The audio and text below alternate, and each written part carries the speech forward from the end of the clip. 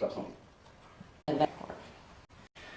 You testified at a prior hearing in this case, correct? Yes. And since that hearing, what have you been provided? Since that hearing, I think at the time of the grand jury hearing, I was provided all the photographs, including autopsy photographs, the scene photographs, and the funeral home photographs. I don't recall if I received any new information since the hearing offhand. So, in your review, would you agree that it would be death by gunshot? I do not believe Ms. Kenny Howard died from a gunshot wound. Now, that is not what you testified to prior, correct? Could you clarify that, please? In the grand jury, you did not testify that Ms. Howard died by anything else than gunshot, correct? I do not believe I was asked that specific question. So, in your review, you may have a moment, Ryan. You may.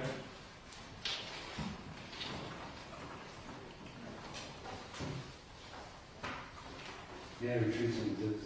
You may.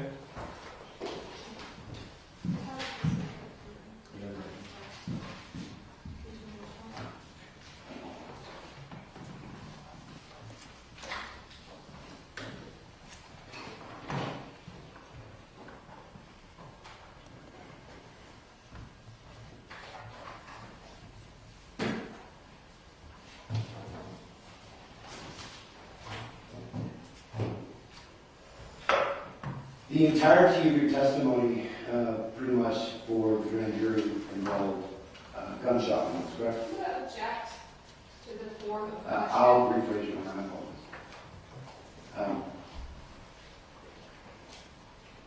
You were asked extensively about intraoral. Multiple questions about intraoral gunshot wounds.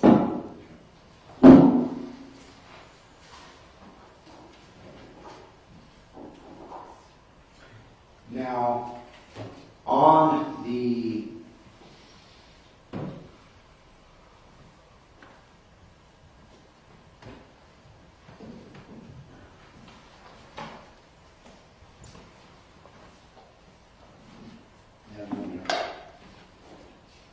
You may.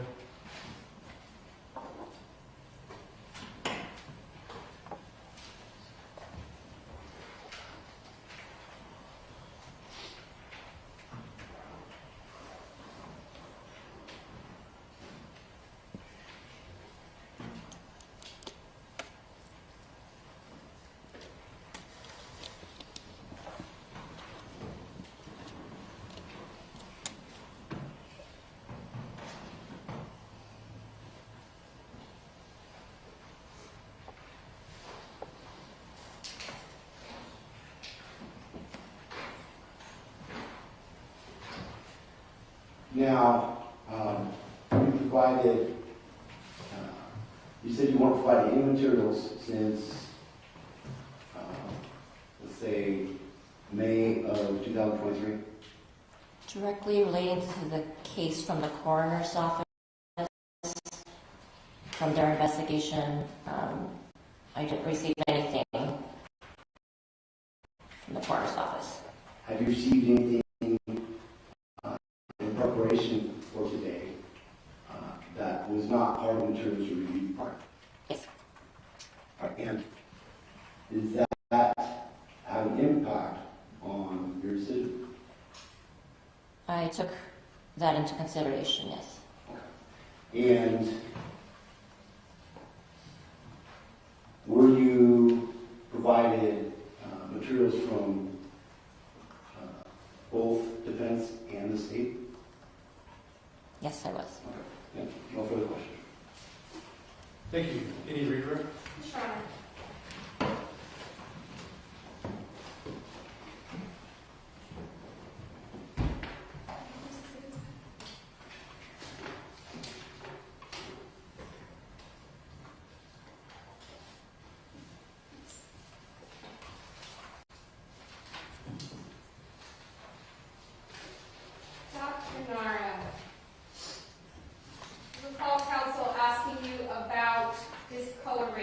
Kenny Howard's breast.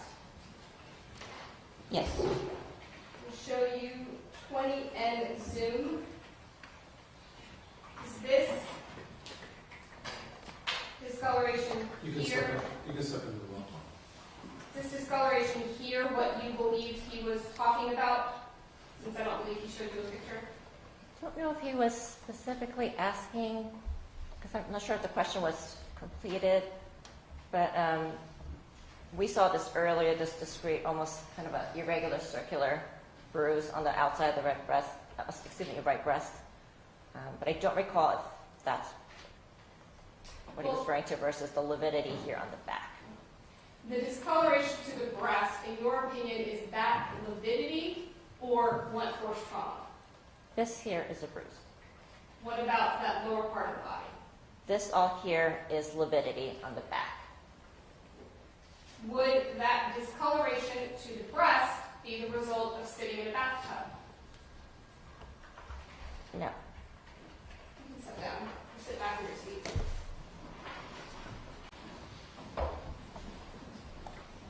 Counsel asked you about a heart and how long it could beat after death. Do you recall that line of questioning?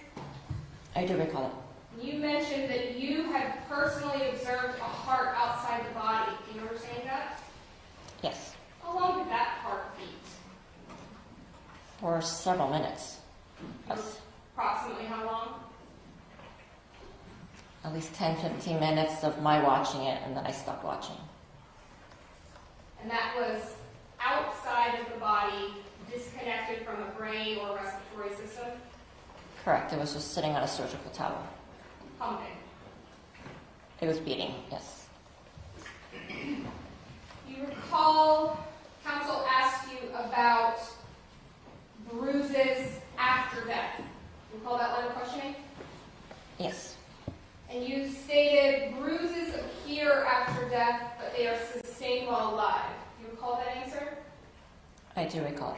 Can you elaborate on that a little bit? Sure. I think I was asked this earlier about bruises becoming more vivid or more observable to the eye after a while, even after autopsy. I gave the example of child abuse cases where we would intentionally hold the baby in the cooler for an extra day or two so we could see if there's any other bruises that come to light that we did not observe at the time of autopsy. You were asked about blood pooling in the mouth. Do you recall that? Yes. This might be a silly question, but is the mouth connected to other parts of the body? Yes. And does it lead to, say, airways and the stomach? Yes. And so if a significant amount of blood pooled in the mouth or the back of the throat, would you expect to see blood in lungs or in the Mouth, depending on the position of the head, just by gravity, it could go down potentially into the airway or into the upper part of the esophagus, but that would depend on the position of the head. Could the back of the mouth contain a significant amount of blood without that blood going somewhere else? Could it just sit there?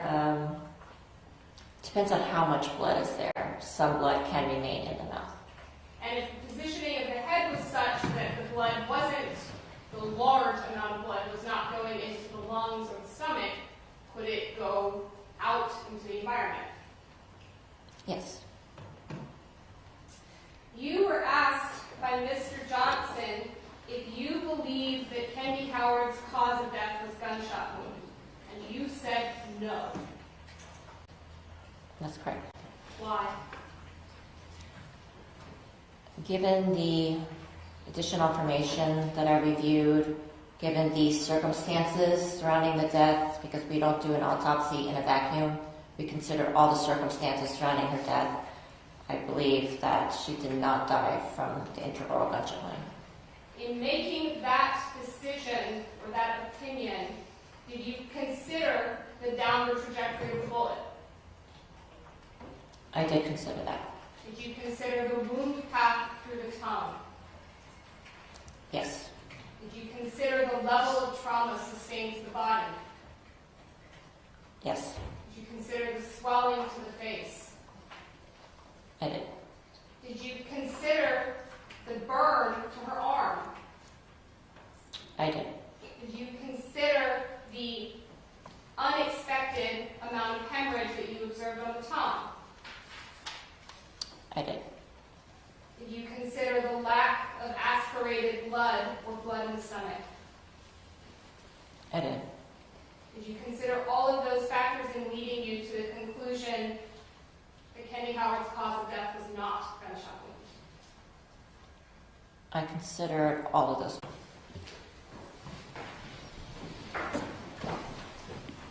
Can I tender these exhibits to Madam Clerk? You may. Thank you.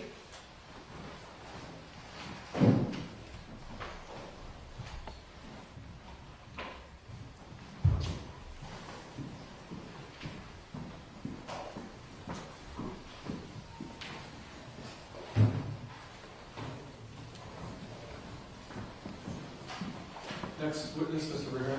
Wendell Wilkins.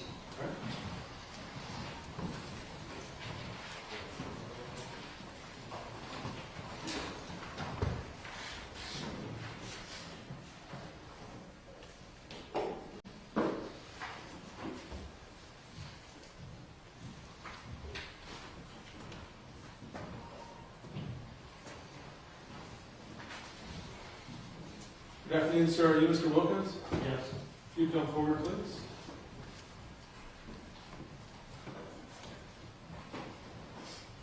If you would please face my clerk and raise your right hand to be sworn in. Do you solemnly swear that the testimony you're about to give in this case will be the truth, the whole truth, and nothing but the truth? So help you God. Yes, I do. Thank you. Thank you, sir. If you'd have a seat here at the witness stand.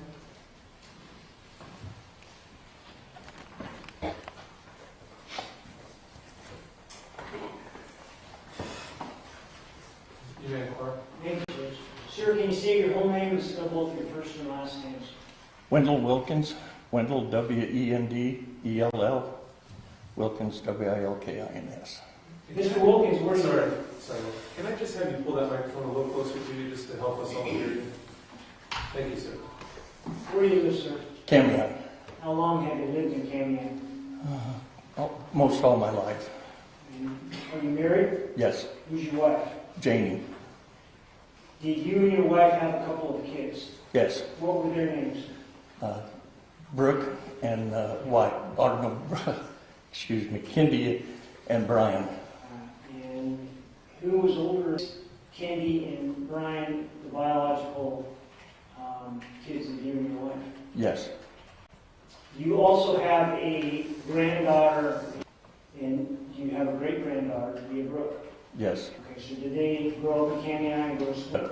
most all of it in Camion. All right. And was there a point then when Candy moved out of Camion? Yeah, when they got married, When who got married? Dan Howard and Kendi. Dan Howard here today. Yes, Can you please point him out, describe where he's seated, tell us what he's wearing? wearing a gray suit, light colored shirt. When did you first meet Dan Howard? Would have been somewhere around 91, 92, somewhere in there. Was Candy pregnant, or did she already have a child Sure. when she got together with Dan Howard? She already had a child. About how old was Brooke when she got together with Dan Howard? When, How old? when Brooke, Yeah, Brooke. probably 6, maybe.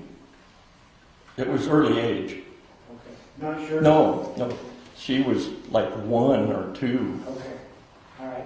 And after Dan and Candy got together, did eventually they moved out of town?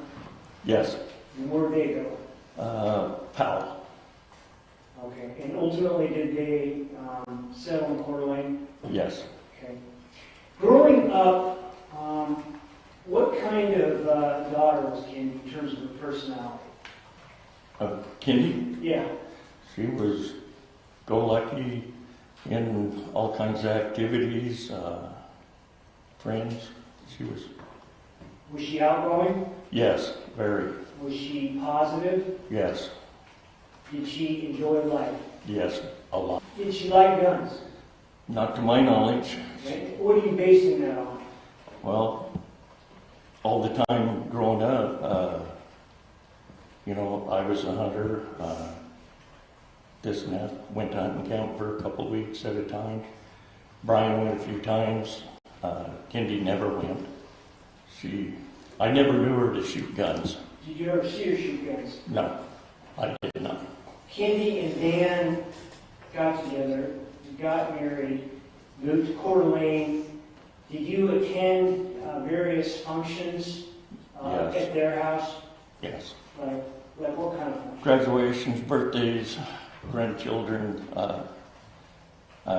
just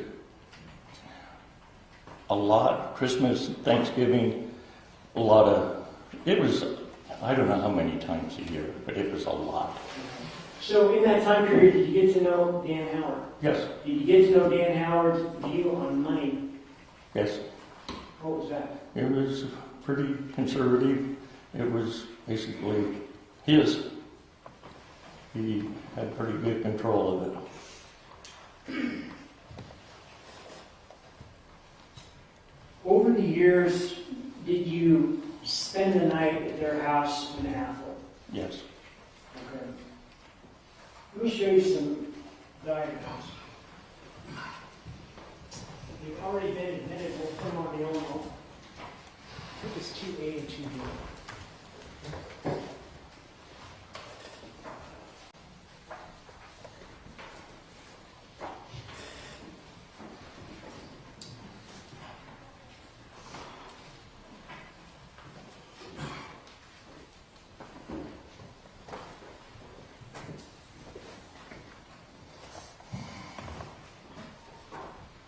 Let me show you this first one. It's 2A, just to get yourself oriented.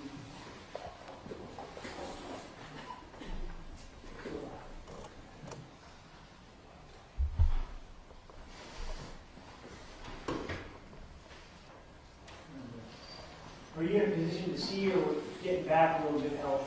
Yeah. Sir, if you want to step into what we call the well here, that's this open area, you're welcome to step there. And I know that the prosecutor has a pointer, if that's helpful too. Let me just point out a couple things. Does that look like the garage Yeah. to their house and that would lead into the living room and stuff like that? Yes. And then is there an upstairs? Yes. And then is there a downstairs that isn't depicted on that diagram? That is what? It's not there. Oh, okay. Let me show you the next exhibit there, if you just hang tight. It's been admitted as 2B. If you went downstairs, is that kind of the layout? That black couch. Okay, so this black couch right here? Yes. All right, thank you. Take your seat, man.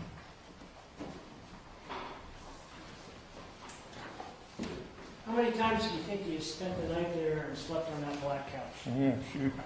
Quite a few times. I can't say a number because it was quite a few times. Like over a period of 20 years or so? Oh, yeah. Could you hear, when you would spend the night on that black couch, things going on in the bedroom of Dan and Kendi Howard above you? Yes. How well could you hear things going on when you were down in that basement in Kendi and Dan's bedroom and or the attached bathroom in the hall? It was faint, but you could understand what was going on. Could you hear them arguing Yes. when you were down there? Where could you hear them arguing from? From where I laid on the couch, their bed was straight above me. And, you know, there's vents in the floor, upstairs, downstairs, and it echoed right through those vents. So if they were in their bedroom, say on their bed, arguing, could you hear that? Yes. Could you hear the words or just the voices? Sort of the words you could hear arguing, especially Dan, he was a lot louder than Kendi. So, yes, I could hear. What about the bathroom across the hall from that bedroom? Could you hear like the water being turned on for the bath? Oh, yeah, it echoed a lot. Could you hear the toilet being flushed? Yes, very. Could you hear voices in the bathroom if Yes. you were downstairs on that black leather couch? Yes, you could.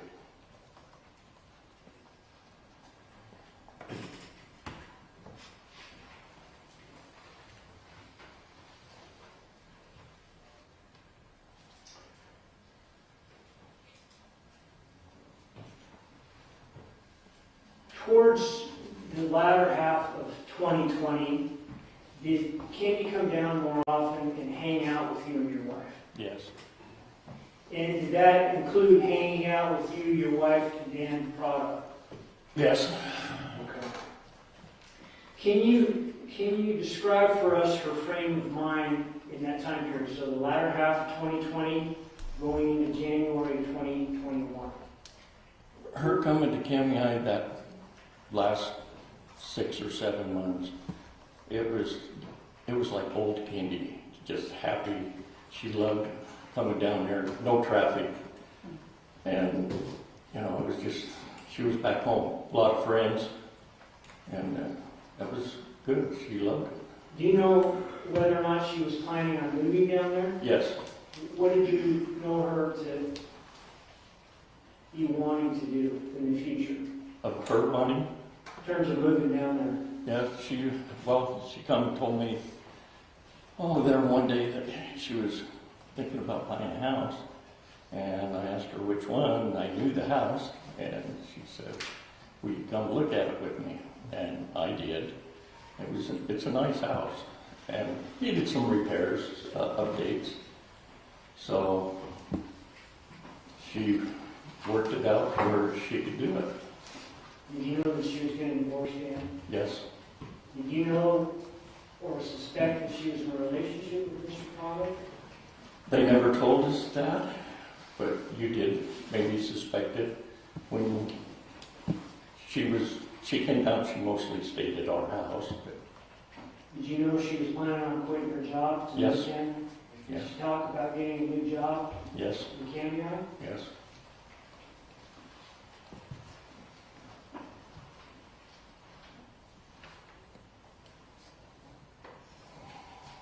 Was she depressed at all in that time frame? Objection, speculation. Okay, I understood the objection. If you could restate I'll sustain the objection as it was asked, but you can restate the question. Mr. Wilkins, how old are you? 70. In your 70 years of existence, have you ever seen someone who's been depressed? Yes. And are you familiar with the signs of depression based on your 70 years of living?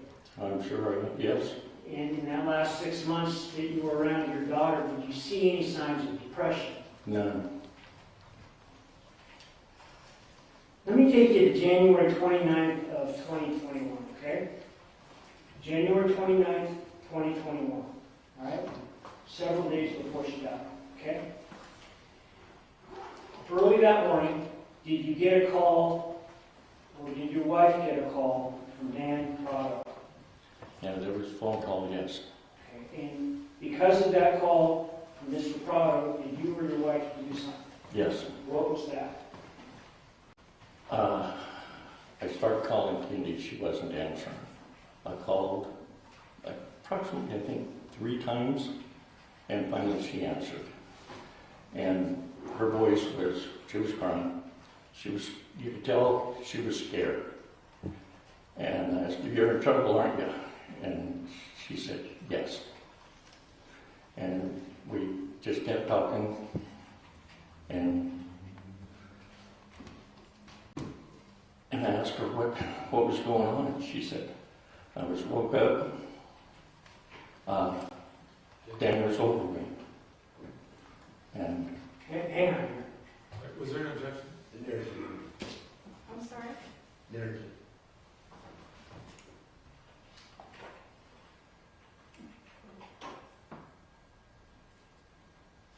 I'm not sure where they're at, so I'll overrule the objection. just to get us back on track here, let me ask you a couple follow-up questions, all right? So, did you have a conversation with Kendi when she picked up? Yes, And was she crying during this conversation? Did she seem to you to be upset? yes, Did she tell you what had just happened to her? yes. Can you tell us what she told you had just happened to her? She said she was sleeping, she woke up, Dan was over, had something like maybe a pillow, she couldn't see the other hand, didn't know what was there, and she said, "What are you trying to do to me?" And from there, when I was talking to her, I think she had already moved to the bathroom. When you were talking to her, could you hear Dan in the background? I heard him one time. What did you hear him say?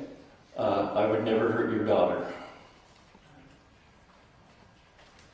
Did you or your wife, after this conversation, call 911 up in Coeur d'Alene? Yes, the wife had already been trying to get a hold of Coeur d'Alene. I believe she had been talking to him.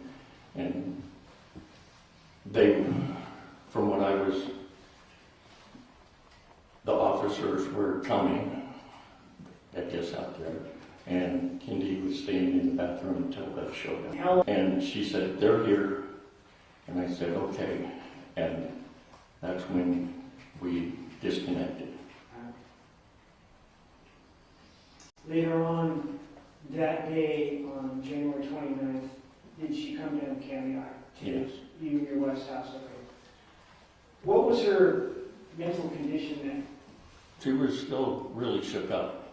She was shook up. At times she started tearing up, and she was just scared. So we can't get into what she was telling you down in Cameo, okay? But I want to ask you some questions about what you did.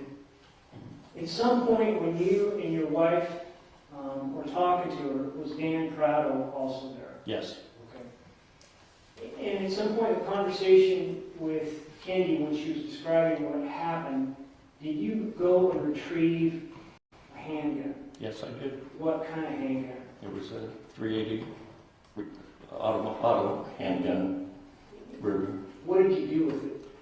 I showed it to her. I said, "You need to take something. If you're going back," she said she was going back. She had some stuff to do with her job, to turn in notification to, and she had to get her, I believe, her fingernails and that done, and her eyeglasses. And the appointments were hard to get. She had to make those. And she mentioned that he already done something, so he's not going to do it again. At some point, did you take the magazine out of that gun? Yes. And lay it down? Yes. She was sitting, I don't know, 6 or 7 feet away. I showed it to her. She said, "I don't like guns." And then I took the clip out. And she didn't know. But then when I laid that clip, magazine, whatever you want to call it, on the floor, she just pointed. Did she end up driving home that day?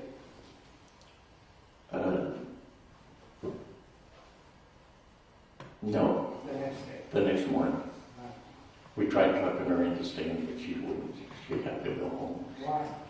For those nails, and women that gotta get their nails done. And the eyeglasses, and the appointment to turn in her for resignation at the hospital and start the divorce papers, hopefully getting them signed. Okay. Was that the last time you saw your daughter? Yes. Was that the last time you talked to her? For me, yes. All right. Did you end up driving up to Athol on February 2nd, 2021? Yes, I did. Why? Because Kendi usually always calls in the morning, calls the wife. She didn't call. Jane woke me up. And the same, Kendi hasn't called. Well, anyway, started checking and called the hospital. No, she's not here. Then called gave me dispatch, and they didn't tell us much of anything. And then a little bit later, we found out that she was dead. How'd you find out?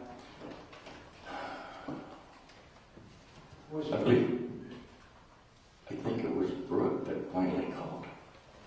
When did you find out that your daughter was dead? When we got up there, What time was that? it was approximately maybe 9:30, 10.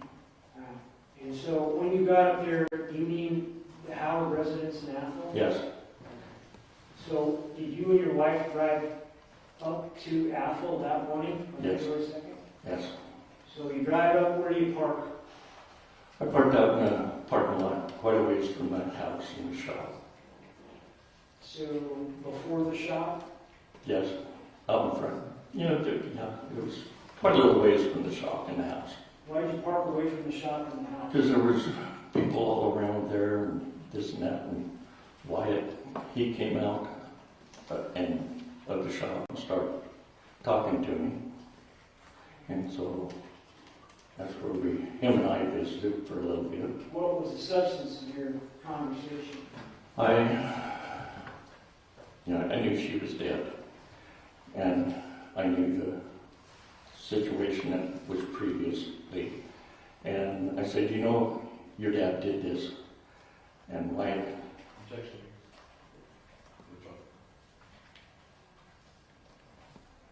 Go ahead. and Wyatt stood there crying, both of us. And he had his head down and he's shaking it when I asked that question. Just a second. Objection, hearsay, sir. Response? There's no statement, Judge. Well, it sounds like he's about to give a hearsay statement, and so I'll sustain the objection as to what Wyatt said in response. Did Wyatt say anything, or did Wyatt do anything? When I said that, he was shaking his head. And he said, yeah. Objection, hearsay. Sustaining the objection, and the jury will disregard the last statement as to what Wyatt responded. When you say there were other people besides Wyatt who came out, did Wyatt come to you and your wife in the car? Yeah. Wyatt and Tiffany both. Is that your girlfriend? I believe so, yes. Did anybody, who were the other people that were there? My wife came out.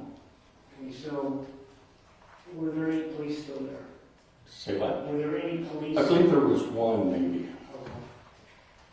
All right, so that morning when your daughter died, did Dan called you, I take it? Huh? What time did Dan call to let you know? He's never called us once. He never has called us or spoke to us. Okay, so he did not call you the day that Kenny died? No. The next day? No. The day after that? No. Never. When you drove up and parked in his driveway the day your daughter died, I assume he came out and talked to you. No. Did you see him come out? No. Why didn't you go in and find him? I wasn't about to go in there. I did. If I would have. Hang on, I'm just getting up, all right?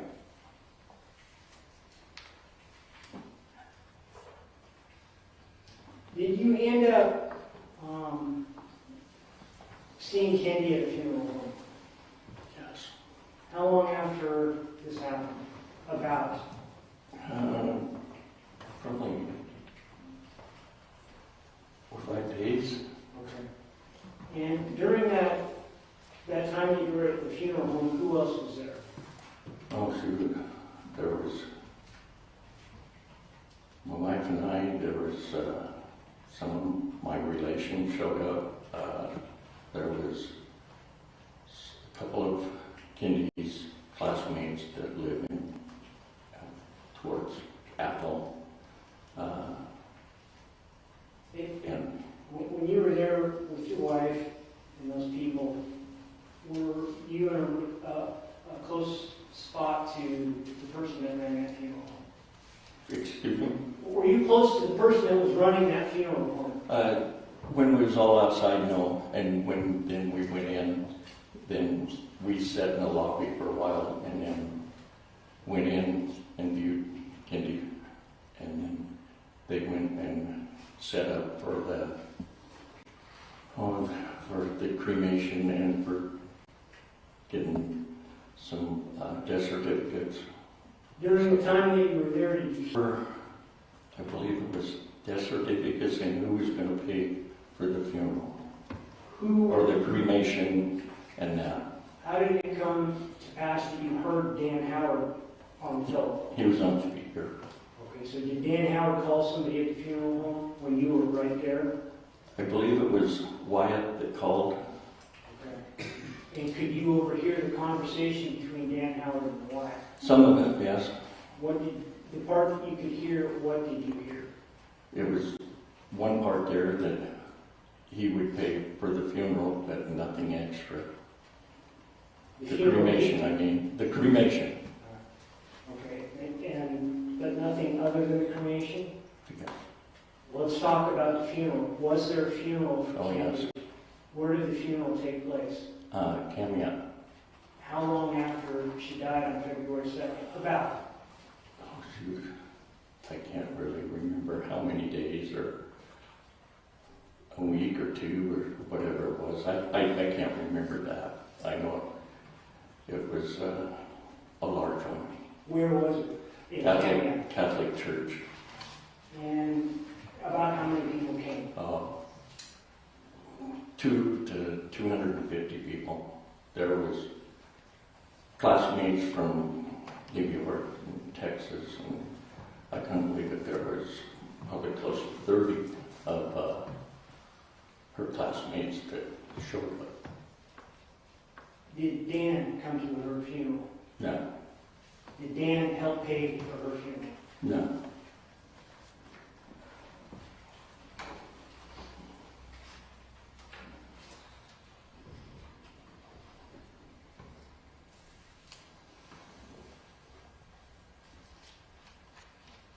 Did Dan pay for her plot and her stone down in Kenya? No. Who paid for that? I paid the plot. We haven't got the stone yet. We're waiting for Brooke and everybody to get together to figure out what to put on. I don't have any more questions for you, sir, but this gentleman might. Okay? Thank you, Mr. Verheyen. Cross-examination, Mr. Johnson. Why is your grandson? Yes. Now, there was an opinion. You formed an opinion early on after the passing, after we done it, correct? No. And that opinion was expressed very vocally within the family, correct? Yes, it was. And do you know if Mr. Howard was instructed not to? I'll withdraw. You mentioned a conversation that you overheard with Wyatt and Mr. Howard, correct? Wyatt and Mr. Howard? Yes. Wyatt and Dan. No. Okay. Now, Dan paid for the cremation. Yes. And there was a viewing Yes. and a little service there at the funeral. Not really a service, just a going and then meeting with the mortuary person. And everyone gathered together. And there was, yes. Okay. And the funeral at the church down in Canyon was well after that. Yes. When you first arrived on that morning, you mentioned that you saw law enforcement there. I believe so. There was vehicles that I didn't know. I don't know if there was law enforcement or maybe something with, I don't know. I don't know who they were. Did you ask to speak to him? No. Do you know if he was, at that point, if law enforcement are doing an investigation of any sort? No, I didn't know anything.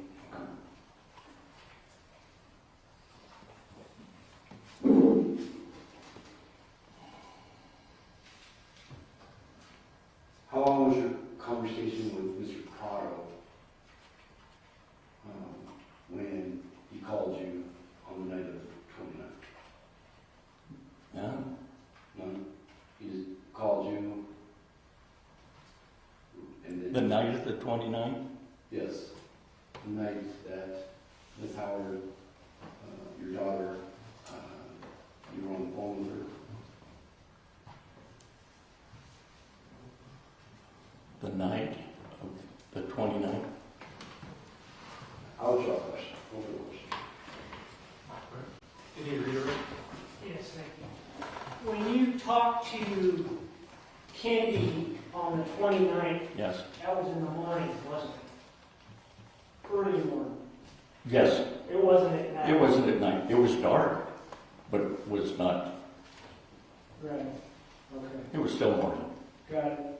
So you were asked a question by counsel about why you didn't speak to Dan when you came up on February 2nd after your daughter was dead. Why is that? Because I never spoke to him that night. Didn't know. Counsel asked you a question about why you didn't ask to talk to Dan Howard when you drove up there. I didn't think it would be a good situation. No further questions. Thank you, sir. You may step down. Jane Wilkins is next.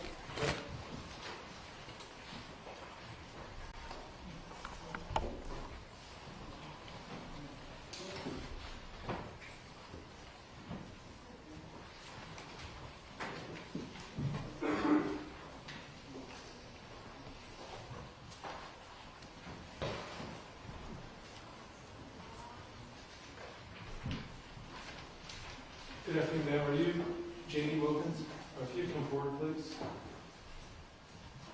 I'll have you face my clerk and raise your right hand and be sworn in, please. Do you solemnly swear that the testimony you're about to give in this case will be the truth, the whole truth, and nothing but the truth, so help you God? Yes. Thank you, ma'am. If you have a seat there, I can witness them.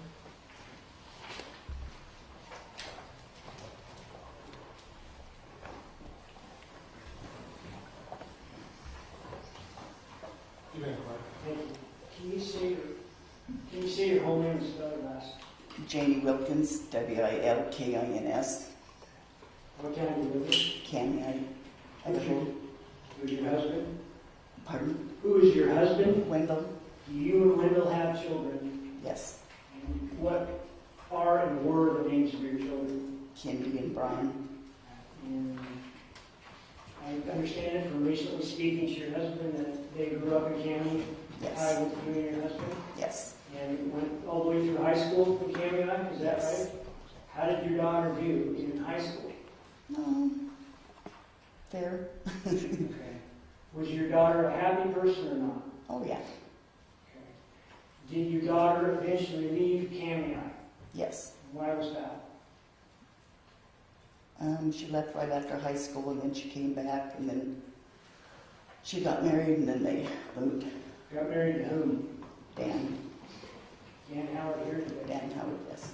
Can you please point Dan Howard out for us and tell us where he is and what he's wearing?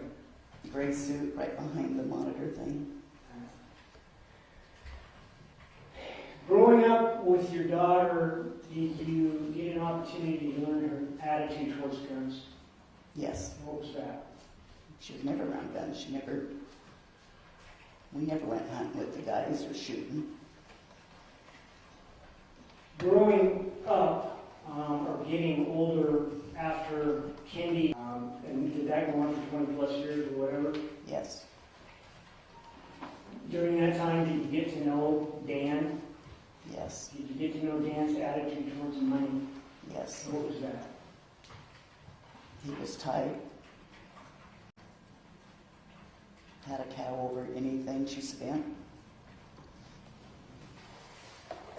Towards the latter half of 2020, can you start coming down to Cammy Island more often? Yes. Would she come down when Dan was in Alaska work?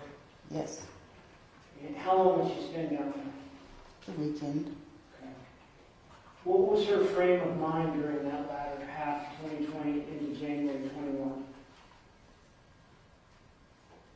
She was good. Was she happy? She was happy. She was ready to move on. Was she looking forward to the future? Yes. Did she express to you what her future held for her? Yes. What was that? She bought a house. She was really excited about that, and she wanted to open up a little secondhand antique store. When she was down there, did it often happen that you, your husband, Candy, and Dan Prado hung out together? Yes. Often? Well, we hung out with Dan before Kendi even came down. I get that. But when Candy started coming down, did the four of you also hang out? Yeah. Okay. So I assume that you and your husband were accepting of Dan Prado? We never knew anything was really going on until a long time. We knew they're friends. They've always been best friends. What sorts of things would the four of you do during that time frame, say in 2020? At our house, everybody usually comes to our house, and we have bonfires and stuff. So most time it was there. We'd go fishing. We'd go bowling. We'd go to NRA events, Okay. out to eat, hang with friends. And did you, you're on Facebook? Yes. Did you ever take photos of the four of you doing those types of things? No, And I don't take pictures. did anybody ever take photos of the four of you doing those things and that get posted on your Facebook? Yeah, stuff we were doing. Yeah. Okay. And so if someone were looking at your Facebook back in the latter part of 2020 or January 21, would they see pictures of the four of you together? No. Would they see pictures of the four of you doing things on your Facebook? I think so. Okay.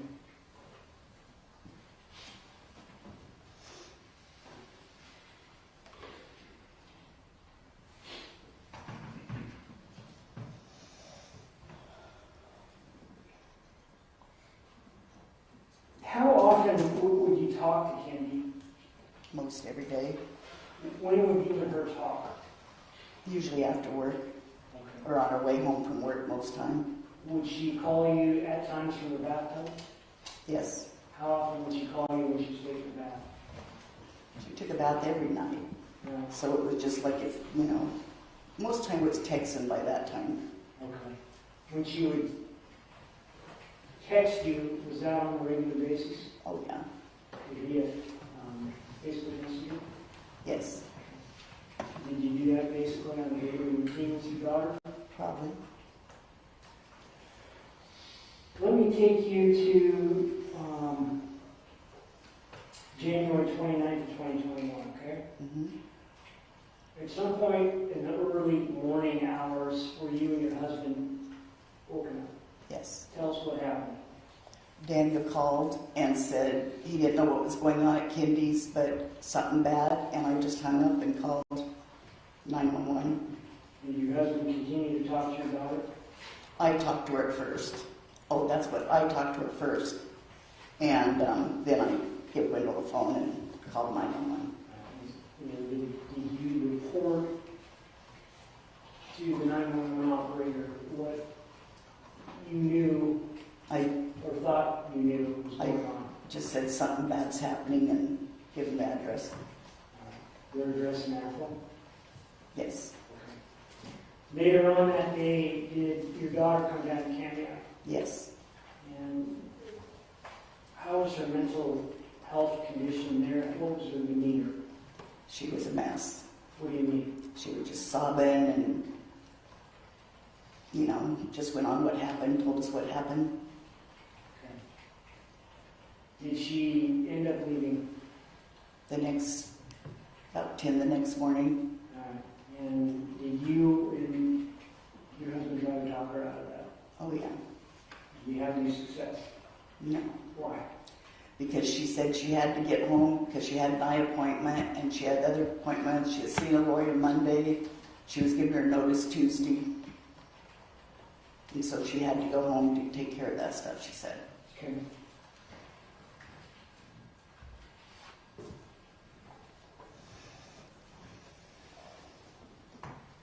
Did you and your husband drive up to Athol on February 2nd, 2021? Yes. Yes. How what time did you get there? I think it was around 11 or 12. And what was the reason you and your husband drove up from Cammy-Eye to Athol? Well, we were told what happened. We didn't know where else to go, so we went out there to see if anybody was there. Okay. Do you remember who told you what had happened? Brooke, Okay. What happened when you got up to the house in Athol? Wyatt and his girlfriend came out to the rig. Did Dan ever come out to the No. car? Did Dan ever call you that day, the next No. or the following day? No. I talked to Dan since December 26, 2020. Was there a point in time after she died where she was at the funeral home, before she was cremated? Yes, And were you able to listen in on a conversation, telephone conversation Dan had yes, with another person? yes. Can you tell us about that? I think it was the funeral director, and Dan wouldn't answer his phone, so I think then Wyatt called. Not hearsay at this point, so I'll overrule the objection. Did you hear Dan's voice? Yes, Did you recognize Dan's voice? yes, And you heard the voice of another person in this telephone conversation? no. Was that other person there at the funeral home that Dan was talking Oh, to? Wyatt? Yeah. Yes, he. Yes, okay. Can you tell us the gist of that conversation? Objection calls for hearsay. In what way? It's not statements just for, any statements from Wyatt would be hearsay. Not statements from Dan. Tell me your... The statements from Wyatt would be context for the admissions from counsel's client. So I'll overrule the objection. Any statements by the defendant are not hearsay, as he's a party to the lawsuit. Statements made to him are not to be considered for the truths of the matters, but rather just to explain the conversation. Ma'am, can you tell us the gist of that conversation? Yes, Dan was telling the funeral director that he'd take care of everything, blah, blah, blah, whatever the family wanted, this and that. And then later it was, he wasn't paying for anything else. And so, did Dan pay for his wife to be cremated? Yes, Did Dan pay for the funeral held afterwards? no, Did Dan come to the funeral held No. afterwards? Did Dan come and be present, or did he pay for her burial? no. She hasn't been buried yet, but she has the plot and the, Who bought that? we did.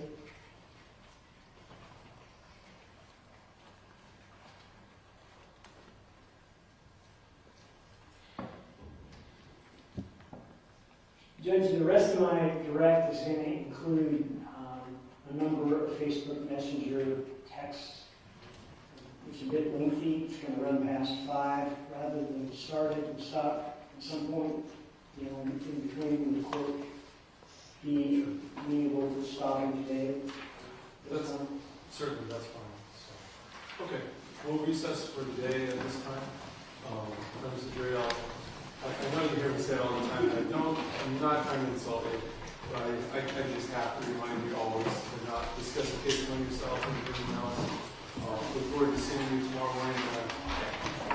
Thank you. You're excused. All rise for the jury, please.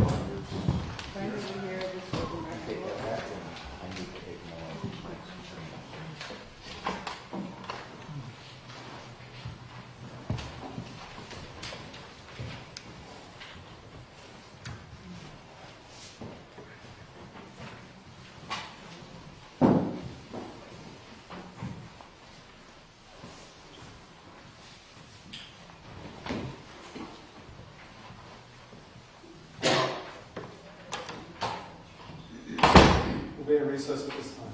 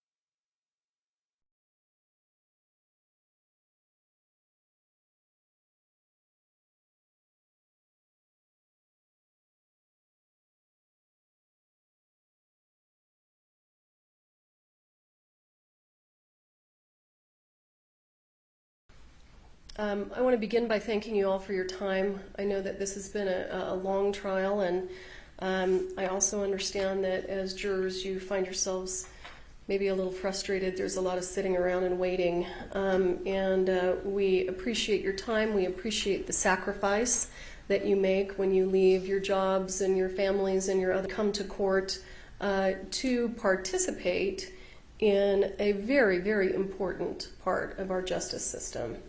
So on behalf of the state of New Mexico, we thank you very much for your time.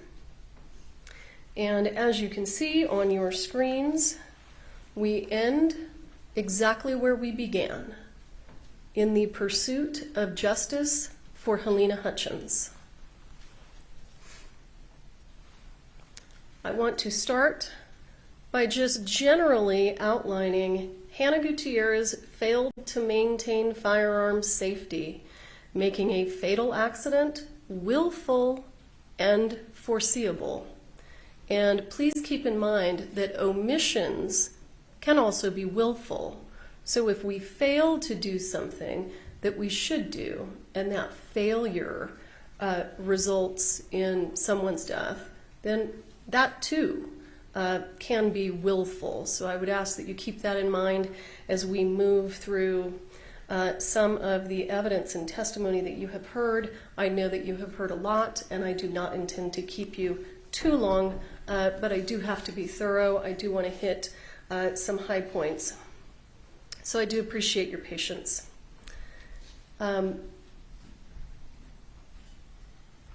Here's what we saw. These videos, if you recall, that were taken by production outfitters, they were taken on October 13th of 2021. What these demonstrate to you is that Ms. Gutierrez was unwilling to maintain proper firearm safety repeatedly. And it's really important because this is not a case where Hannah Gutierrez made one mistake, and that one mistake was accidentally putting a live round into that gun. That's not what this case is about. This case is about constant, never-ending safety failures that resulted in the death of a human being and nearly killed another. So let's talk about all of the safety failures that we saw, and the reason that these safety failures prior to October 21st are so critically important to the analysis is because they go to foreseeability. And foreseeability is a very important element in this case. So as we can see here, we have our stuntman with his double-barrel shotgun. From watching those videos, what you understood is that Ms. Gutierrez did appear to, in fact, be present, because at times we saw her and at times we heard her. So she wasn't off doing prop duties. She was right there, and she never intervened. Gun pointed at a child. Gun pointed at Joel Souza directly at his back. Gun pointed up in the air in the direction of the stunt coordinator. Gun pointed, again, apparently in the direction of Mr. Souza, the person on the far right. Gun pointed directly at Mr. Souza, again, the firearm in the left hand of the stuntman who is facing you. Firearm pointed directly at a minor child. Firearm pointed directly at the camera.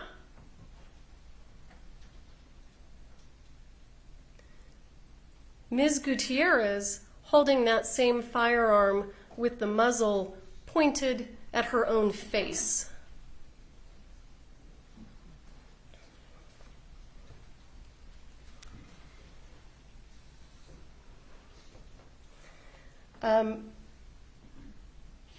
this was unexpected. Ms. Gutierrez stood by and did nothing in between scenes when that stuntman, who had certainly been sent the message that he could do whatever he wanted with those guns, no one was going to intervene.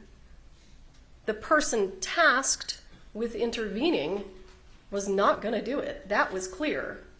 He hands the firearm to the child and allows the child to manipulate the gun before then, after a short period of time, perhaps thinking better of it and taking the gun back.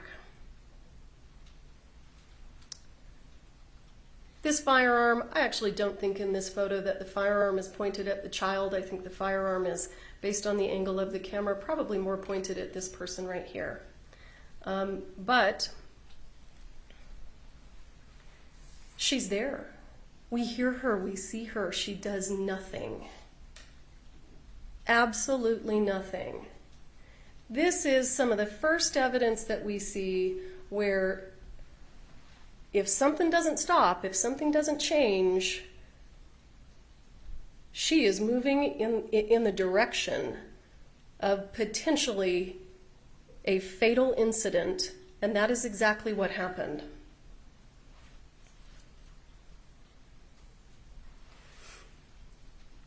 And I want you to recall Ms. Gutierrez's interview on November 9th when Ms. Gutierrez spoke of the accidental discharge with the other stuntman. Having a complete lack of understanding of her role in safety on this movie set. She's talking about Sarah Zachary, and she was like, well, yours just went off in there after you loaded it. And I said, yeah, well, I can't be responsible for every stunt guy that gets a hold of the gun and doesn't understand the concept that it's hot. Her entire job is to be responsible for exactly that. And when she took this job, she agreed to that responsibility. There is no exception in the law for you're young. The exception in the law does not exist. The law treats everyone the same, and it must.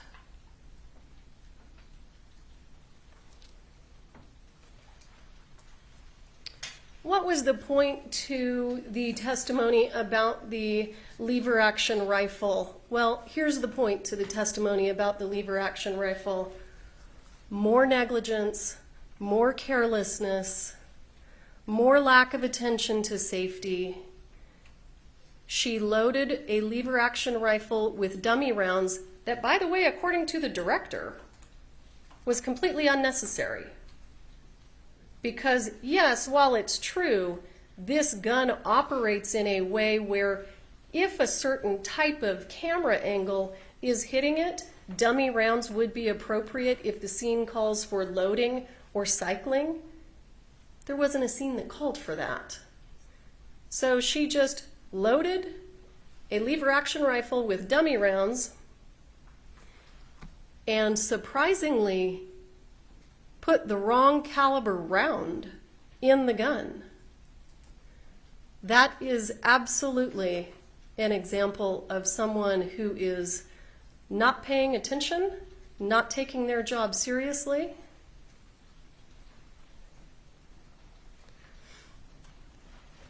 I want to talk to you a little bit about some of the rounds that you've seen because it's critical to tracking the existence of the live rounds on this movie set. And we have spent a lot of time and effort tracking those rounds around that movie set, and we're going to show you that evidence right now. So the important thing to know is that the Seth Kenney dummies, which you are looking at right here, are patinaed. They are distinct. They have an antique coloring. They also have silver primers. These rounds did not come on that movie set until October 12th of 2021 because Mr. Kinney didn't have them, and if you recall his testimony, he was in Texas. So he had to get back, clean them up, and provide them to Sarah Zachary, and that took place on October 12th. This is just simply the primer side of those rounds. You can see that they're dark in color on the primer side, and they do appear to have silver primers. This is a photograph of the 3840 dummies. If you recall Mr. Kinney's testimony, the 3840 dummies came from Billy Ray. And the important thing about this photograph is that none of those dummy rounds had silver primers. And silver primer is a very important piece of this puzzle. This is those same rounds on their side. You can see that they are shiny brass. We also know that they have brass primers. We just saw that. Based on Mr. Kinney's testimony, you know that they were 3840, but there was also some 4440 caliber rounds in that box. Does that monitor not working? Well, let's stop. It is not. Okay.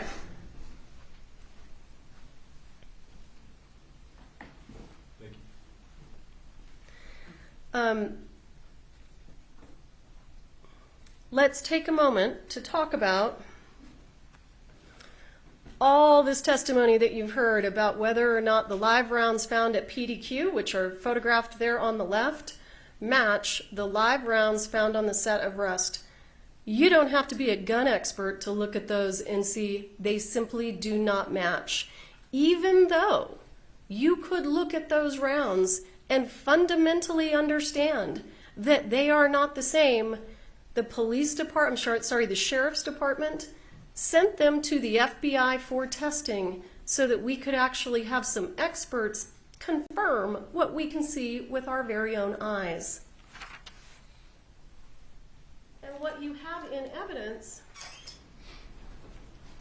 if you want to see them in real time, you have States Exhibit 79, you have States Exhibit 91.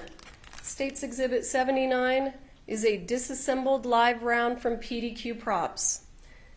States Exhibit 79 is a disassembled live round from the set of Rust. You can look at them, you can see the projectiles are different, you can see that perhaps the primers are even different. If you recall, Ms. Popple indicated there were only 10 silver primered live rounds found at PDQ. The rest of them were brass.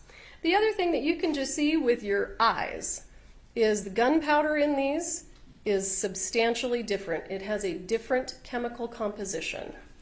So any argument that could ever be made in this case that Seth Kinney was the source of these live rounds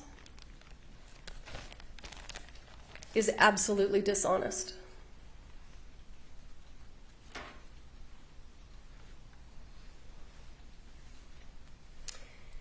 Now, I'm going to ask you to take a walk in the weeds with me here, okay? This is a photograph of October 10th of 2021. You can see the color of the rounds at the top. Those are brass primered rounds. The rounds in the bottom appear to be lighter, and I would suggest to you, based on the totality of the evidence that we're going to go through, that you are looking at live rounds. And keep in mind, anything that you see on the set of this movie that is a revolver ammunition, prior to October 12th, if it has a silver primer, it's a live round. Because the silver primered dummies didn't come on set for 2 days after this photograph was taken.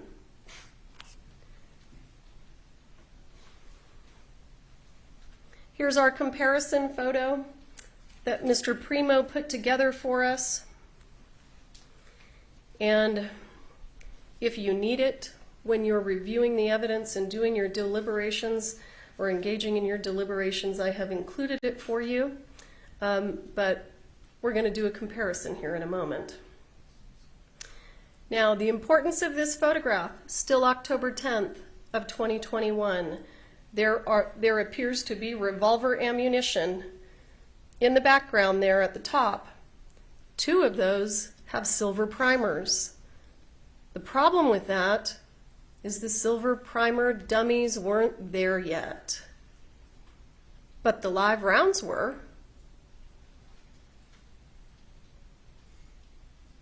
And there's your close-up. It's absolutely undeniable. Is it blurry? Yes. Can you clearly see the difference? Absolutely. All of these photos that you're looking at were October 10th. Now, let's move to October 13th of 2021. I invite you to look at that photograph carefully and ask yourselves, which of these is not like the others? It's the third one from the left. Look at the shape of that projectile and look at the color of the brass.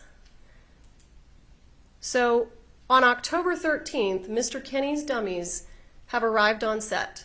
They are the only dummy rounds with silver primers, but they are patinaed in color.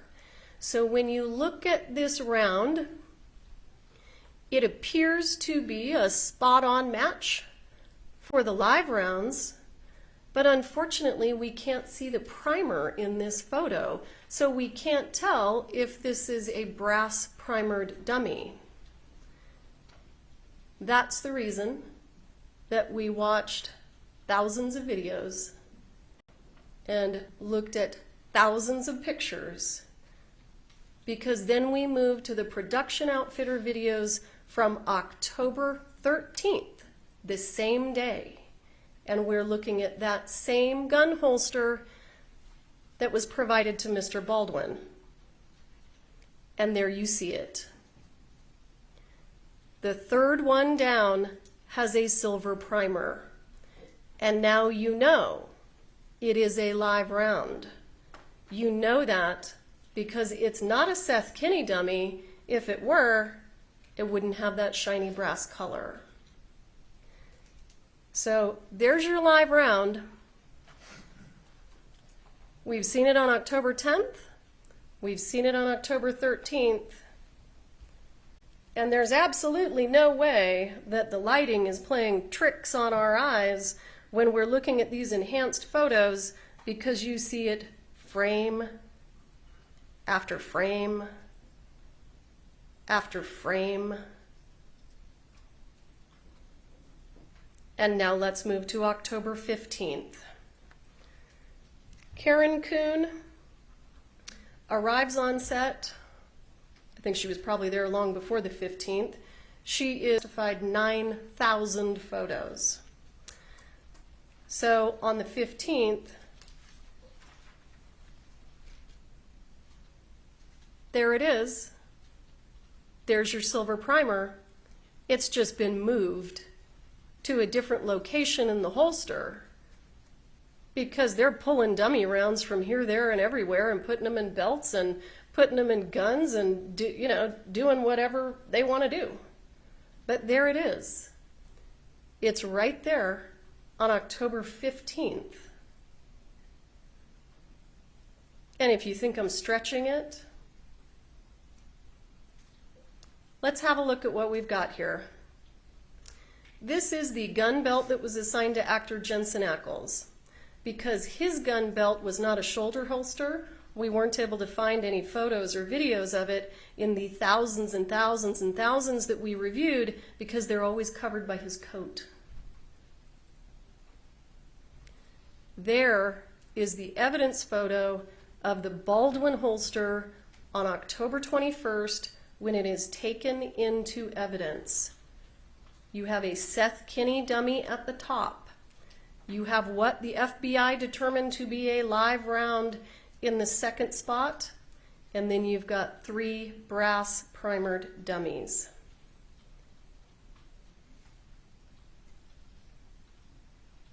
October 17th, October 21st. So the video that Mamie Mitchell laid the foundation for, she said that according to her notes, the filming was done on the 17th. Mr. Primo said that he believed, according to the camera, it was the 18th. Take whatever date you want. That's a match. Seth Kinney dummy at the top, live round next. You've got 3 brass primer dummies on the 21st, 4 brass primer dummies on the 17th or 18th. But it is shockingly the same. And there is no question that this one right here is a live round. It was sent to the FBI and they confirmed it.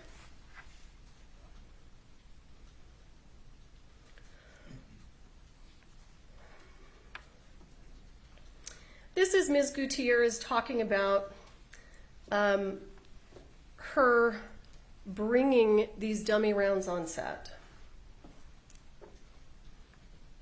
I had a multitude of the ones with holes and the ones that you shake, so yeah, and I checked those all and I put them into 2 things. And then we start talking about boxes. Obviously, when she says things, she's talking about boxes. They usually had JS on them.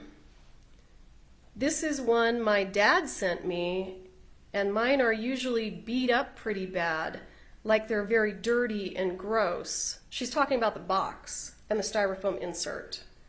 The box and the styrofoam insert, she's saying, are dirty. Hers, the ones that she brings on set, are dirty. They're not new and clean like some of the other ones.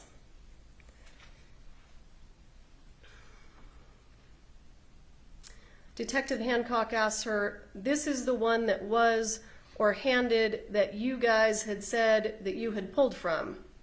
This is that moment in that interview where Ms. Gutierrez has already shown Hancock the photo from her dad, and an hour or 2 later, Detective Hancock decides that now is the time to show her the photo of the box of dummies she was pulling from that day, and it won't surprise you to learn they're a spot-on match. You have the styrofoam insert from that box of dummies here in evidence, and the reason that we gave it to you so that you can actually look at it in real time and not look at a photograph is because it's kind of dirty and gross. It kind of fits exactly the way that she described it. But there are some characteristics of this styrofoam insert that are going to become more important.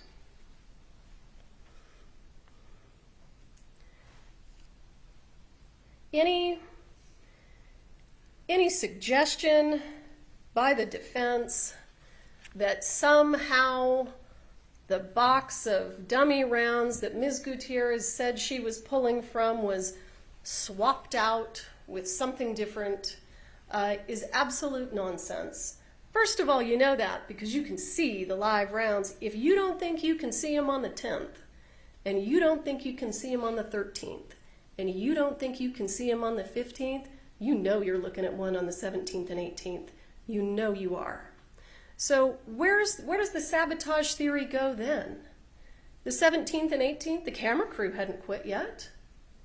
Mr. Norvell wasn't on set poking around on the prop cart. Mr. Halls hadn't had an opportunity to spend any time with the gun.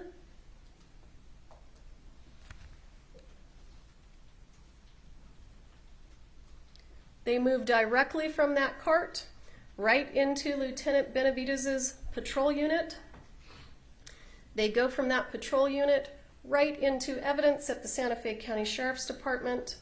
And on November 9th of 2021, Hannah Gutierrez shows Detective Hancock, now Corporal Hancock, the box of dummies that she and her dad have. And if you listen to Mr. Kenny's testimony, what you understand is that the ammunition from the previous set, that being the old way, Hannah brought leftover dummies from that movie onto the set of Rust. And those 45 long Colt dummy rounds were provided by Thel Reed.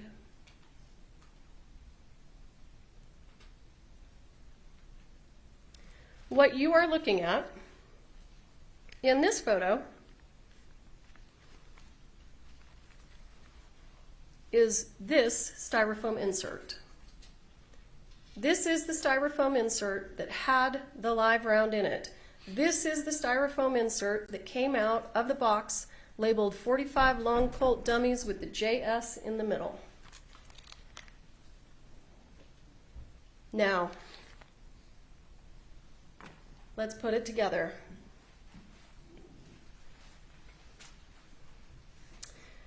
Our original evidence photo up here from October 10th, you can see this distinct sort of cut in the styrofoam on that insert that is sitting on her leg on the 10th. You can see that the hole in the styrofoam in the second to the right at the top is dirty. You can see a little bit of grime. You can see it right there. And you're going to take it into evidence and you can look at it closer. You're going to see that there's some damage to the styrofoam separators between these two holes. And what do you know? It's right there. There's a little bit of damage to the styrofoam separators down here. You can see it in the photo on the right. You can look for yourself. It is right here. And what do you know? That silver primered round from October 10th is sitting in the exact same position that it was found on October 21st when the Sheriff's Department collected this box, took it into evidence, and photographed it. Ladies and gentlemen, we call that circumstantial evidence, but that's a mountain of circumstantial evidence.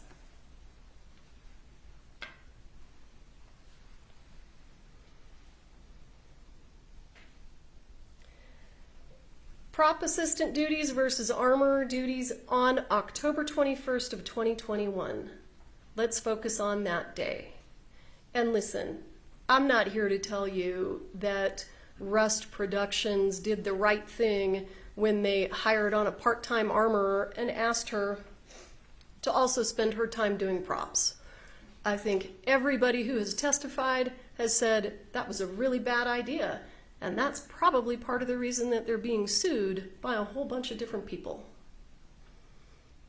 But on October 21st, this was simply not the case. It was not the case on that day.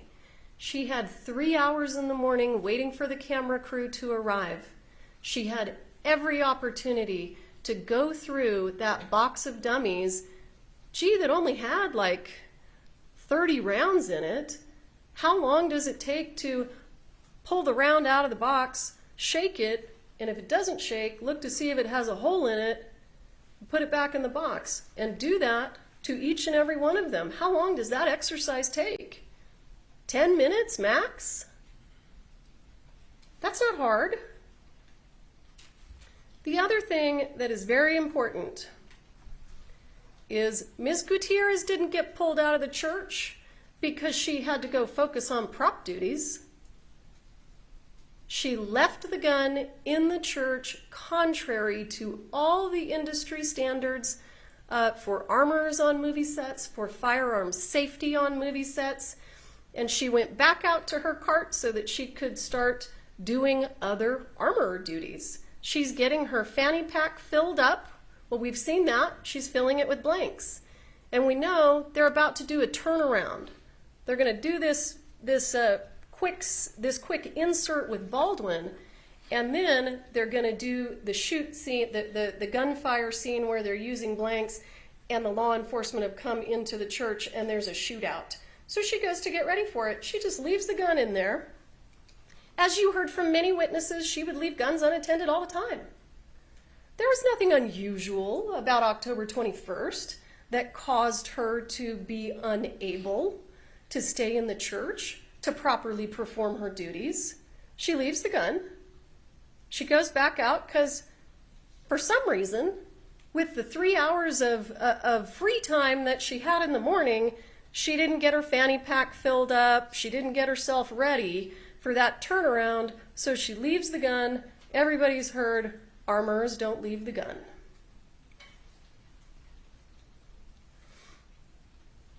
Now, let's move over to our tampering with evidence charge. How is getting rid of a bag of cocaine tampering with evidence related to involuntary manslaughter? Well, on October 21st, 2021, the shooting occurs, the incident occurs. Ms. Gutierrez understands that someone has been seriously injured.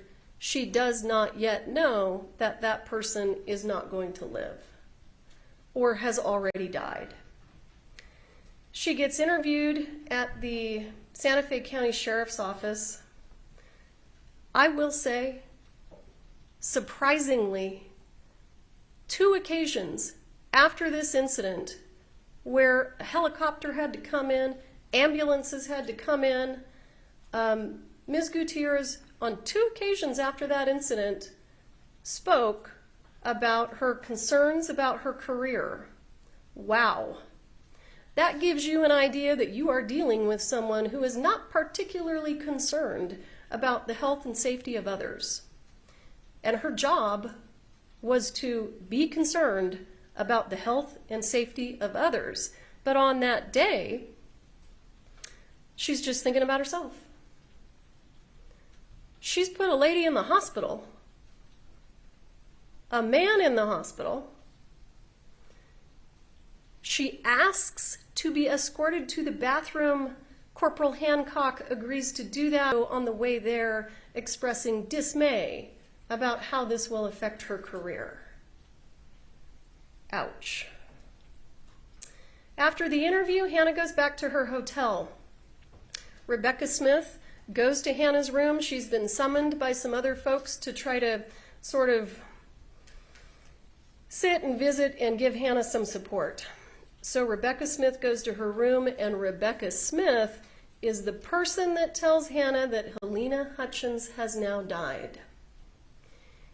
And you have to understand, in the mind of Hannah Gutierrez, this investigation went from this big to this big. Because the difference between shooting someone and them living and shooting someone and them dying is a really, really big difference. So she is told by Rebecca Smith, investigation just got giant and very, very, it's gone. That's the point to the charge.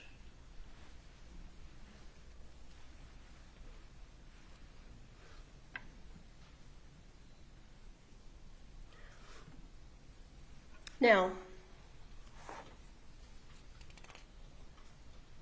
let me digress a little bit and run through a couple of things with you.